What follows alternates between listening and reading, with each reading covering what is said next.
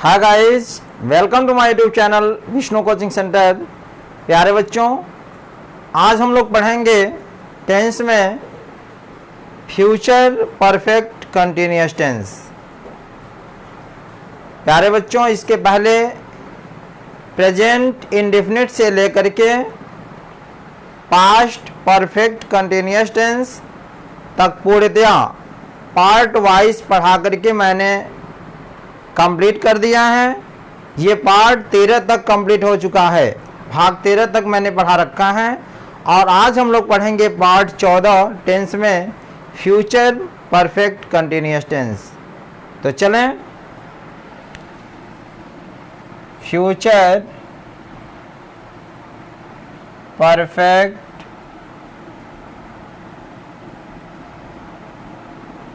Continuous tense.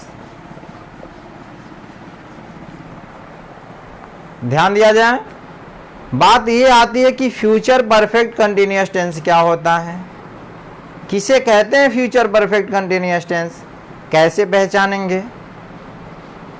ध्यान दिया जाए, इसके हिंदी वाक्य के अंत में रहा होगा, रही होगी, रहे होंगे आदि शब्द आते हैं तथा कार्य के प्रारंभ होने का समय भी दिया रहता है, तो आप समझ जाएंगे कि यह फ्यूचर परफेक्ट कंटिन्यूअस टेंस है।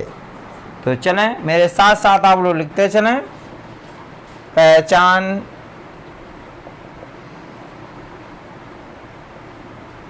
इसके हिंदी वाक्य के अंत में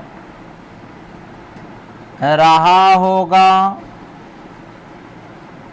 रही होगी,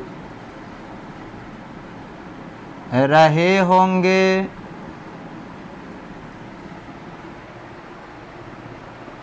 आदि शब्द आते हैं तथा इसमें कार्य के प्रारंभ होने का समय भी दिया होता है। ठीक है, इसके हिंदी वाक्य के अंत में रहा होगा, रही होगी, रहे होंगे आदि शब्द आते हैं तथा इसमें कार्य के प्रारंभ होने का समय भी दिया रहता है, तो समझ जाएंगे कि यह फ्यूचर परफेक्ट कंटिन्यूअस टेंस है। इसमें नियम नंबर 1 देखें। एक चीज याद रखिएगा कि आई तथा वी के साथ केवल 2 चीज आप याद रखिए, आई और वी। अगर ये दिखाई दें तो आई और वी के साथ हम शैल, हैव, बीन का प्रयोग करेंगे और इसके अलावा जो भी कर्ताएं दिखाई देंगे उसके साथ हम विल, हैव, बीन का प्रयोग करेंगे। तो लिखें नियम नंबर 1, आई तथा वी के साथ हम शैल, हैव, बीन का प्रयोग करते हैं। नियम नंबर 2,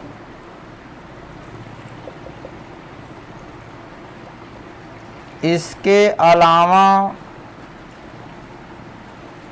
अन्य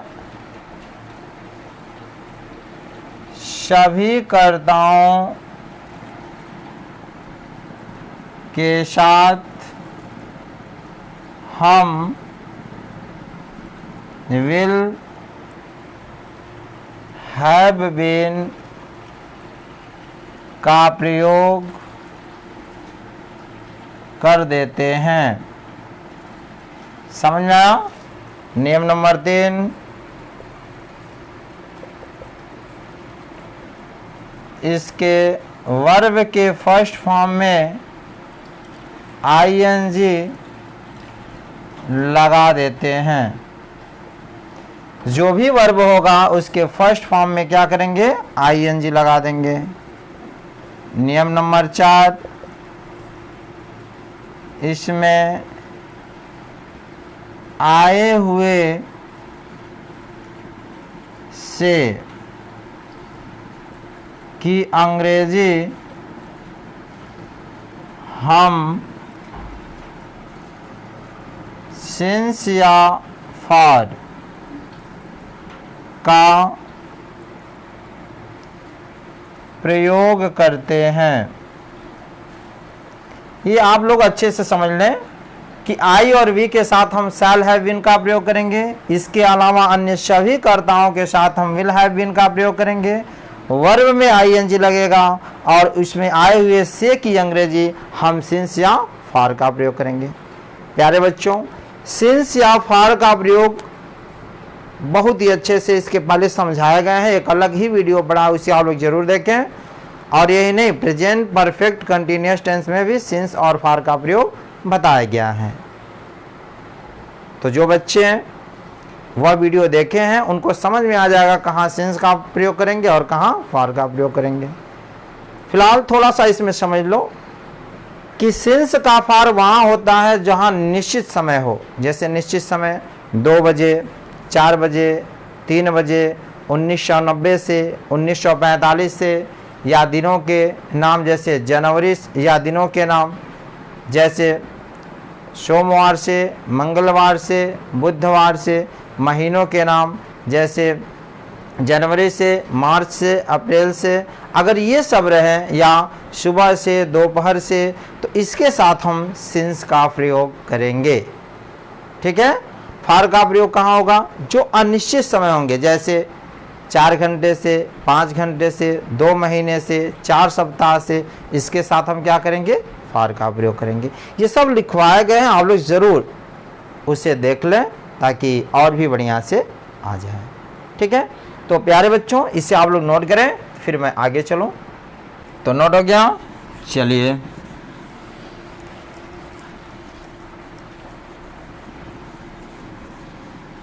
चलिए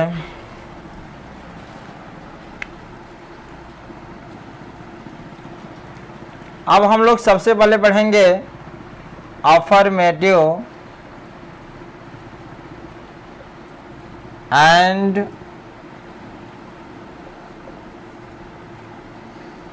अफर्मेटिव नेगेटिव, दोनों एक साथ पढ़ते हैं। ठीक है बाबू, हम लोग दोनों एक साथ पढ़ते हैं, अफर्मेटिव और अफर्मेटिव नेगेटिव। मतलब अगर नहीं का प्रयोग रहेगा हिंदी वाक्य में तो अंग्रेजी जब बनाएंगे तो नॉट का प्रयोग करेंगे, और नहीं लिखा रहेगा तो नॉट का प्रयोग नहीं करेंगे। तो चलें फार्मूला देखते हैं। सब्जेक्ट प्लस विल या shall plus not plus have been plus verb के फर्स्ट फॉर्म में आईएनजी, ठीक है, प्लस ऑब्जेक्ट प्लस सिंस या फॉर प्लस टाइम। ठीक है बाबू, चलिए ध्यान दिया जाए। ये फार्मूला हो गया। ठीक है। जैसे फर्स्ट, राधा सुबह से क्रिकेट खेल रही होगी। राधा सुबह से क्रिकेट खेल रही होगी। सेकंड, तुम्हारा भाई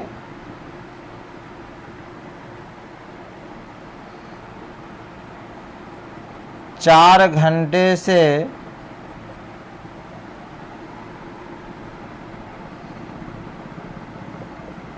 पढ़ रहा होगा। नेक्स्ट, थर्ड, वह लड़का कई दिनों से स्कूल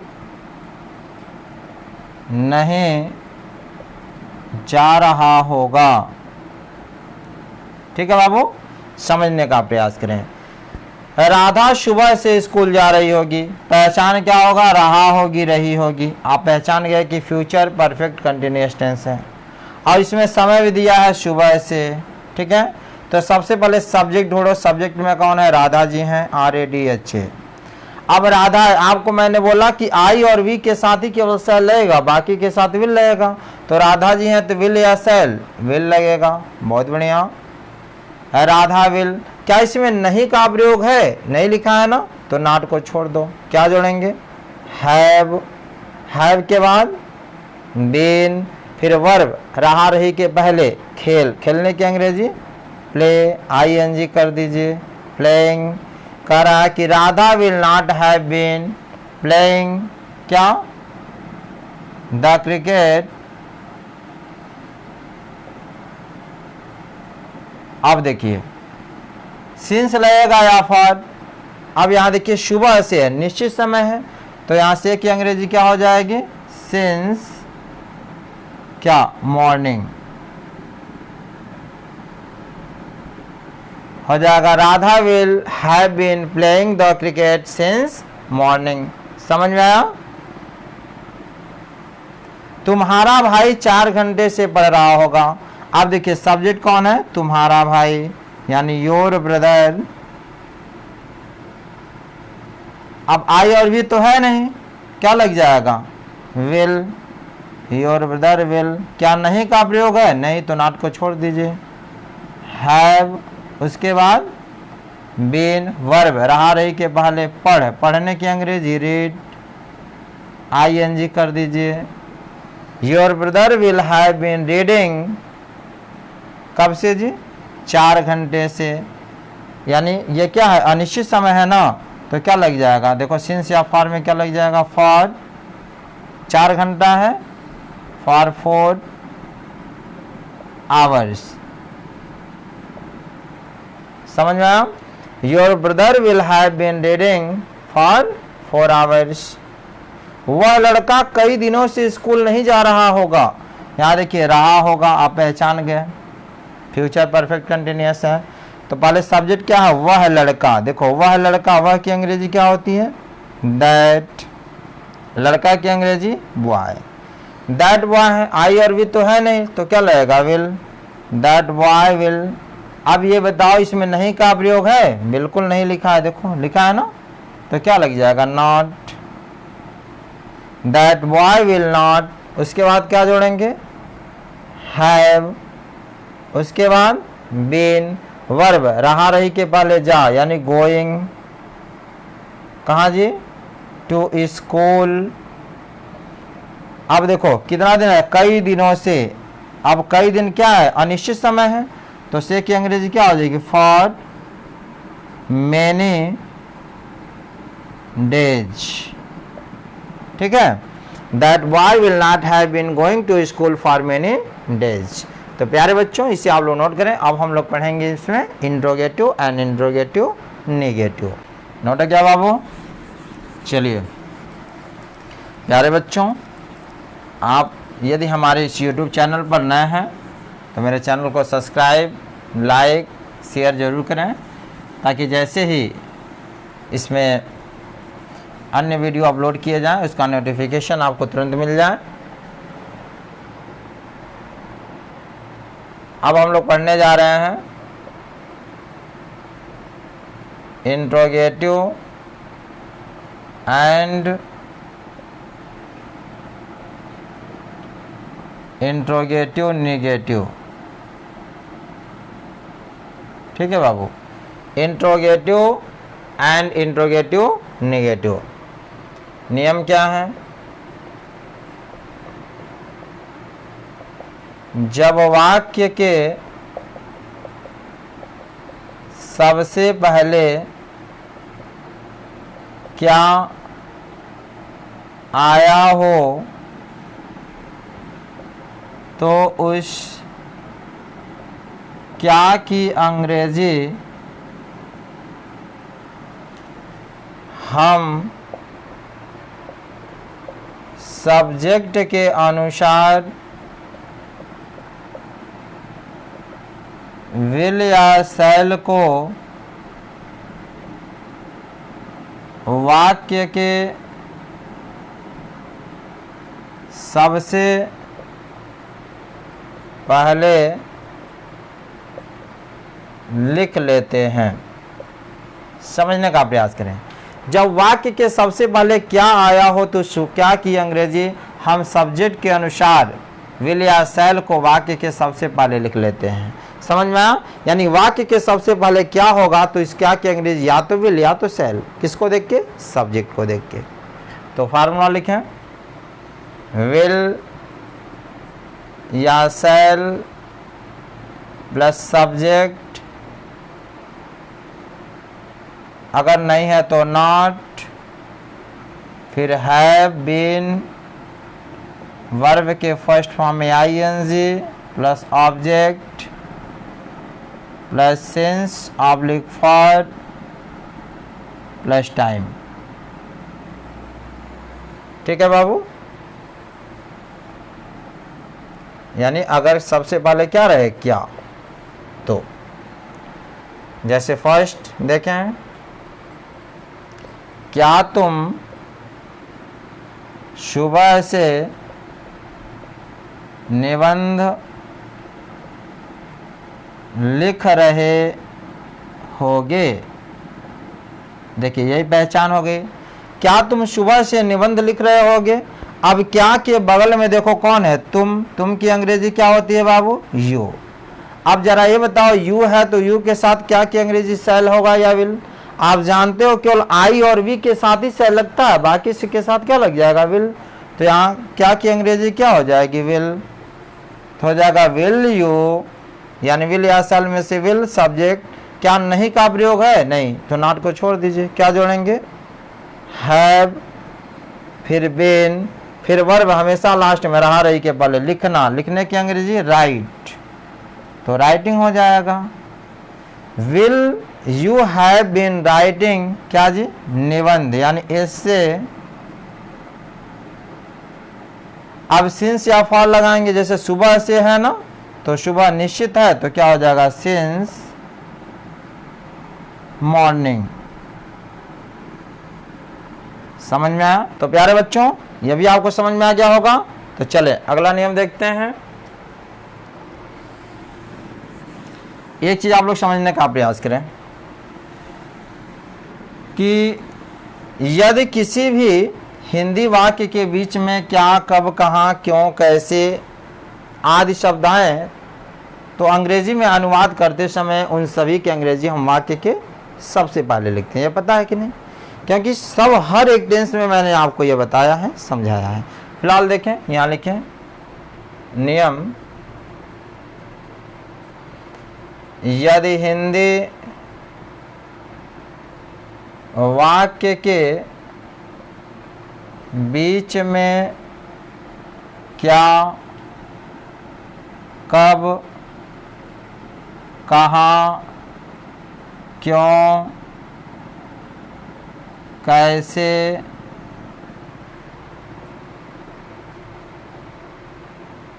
आदि शब्द आए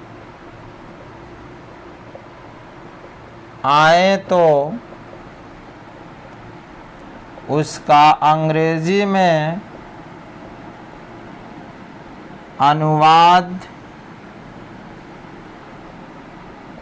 करते समय इन सभी की अंग्रेजी हम वाक्य के सबसे पहले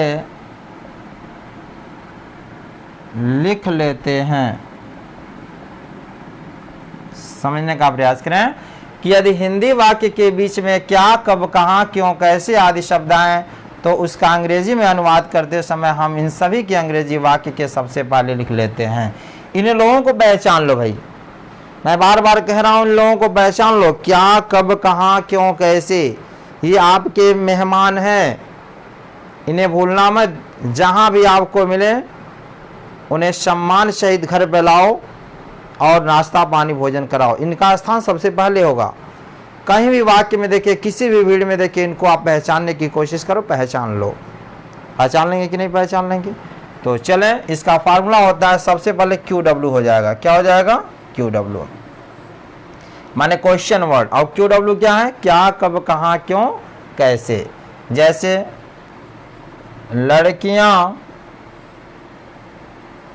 सुबह से क्यों रो रही होंगी। ध्यान दिया जाए बाबू। इस पूरे भीड़ में पहचानो कि आपके मेहमान कौन है। हम तो पहचान लिए भाई, आप भी पहचान के बता दो कौन है, क्यों। बहुत अच्छी बात, यानी सभी लोग अपने मामा नाना नानी को अच्छे से पहचानते हो। मिल गए। तो चलो इनको सबसे पहले लिख दो। क्यों, क्योंकि अंग्रेजी क्या हो गया भाई, वाई।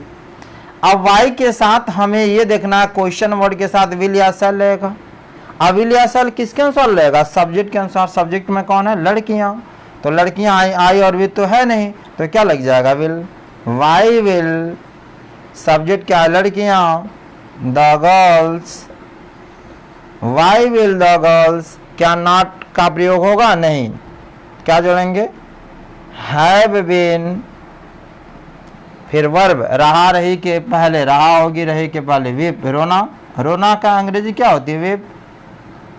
तो हो जाएगा क्या, वीपिंग। वर्ब में आईएनजी हो गया। Why will the girls have been weeping. अब कब से रो रही भाई, सुबह से। सिंस या फॉर, निश्चित है, तो क्या हो जाएगा, सिंस मॉर्निंग। तो प्यारे बच्चों, I hope future perfect continuous tense आपको अच्छे से समझ में आए होंगे। प्यारे बच्चों, इसी के साथ टेंस आज हमारा पूर्णतया कंप्लीट हो गया। आप सभी लोग, जिन लोगों को भी टेंस में दिक्कतें हों, टेंस ना समझ में आता हो, आप लोग शुरू से एक एक पार्ट करके बताए गए हैं, प्रेजेंट इंडेफिनिट से लेकर के पूरा पूर्णतया फ्यूचर परफेक्ट कंटिन्यूअस टेंस, इसे आप लोग शुरू से अंत तक देखें, बहुत ही अच्छे से समझ में आने वाला है। सभी लोगों को टेंस अच्छे समझ में आएगा। यही नहीं, इसके पहले मैं आप लोगों को is, am are, was, were, there का प्रयोग, इट का प्रयोग, ये सब पढ़ाया हूँ, इसे आप लोग जरूर देखिए। तो प्यारे बच्चों, अगली कड़ी में अगली वीडियो के साथ पुनः मुलाकात होगी। तब तक के लिए धन्यवाद।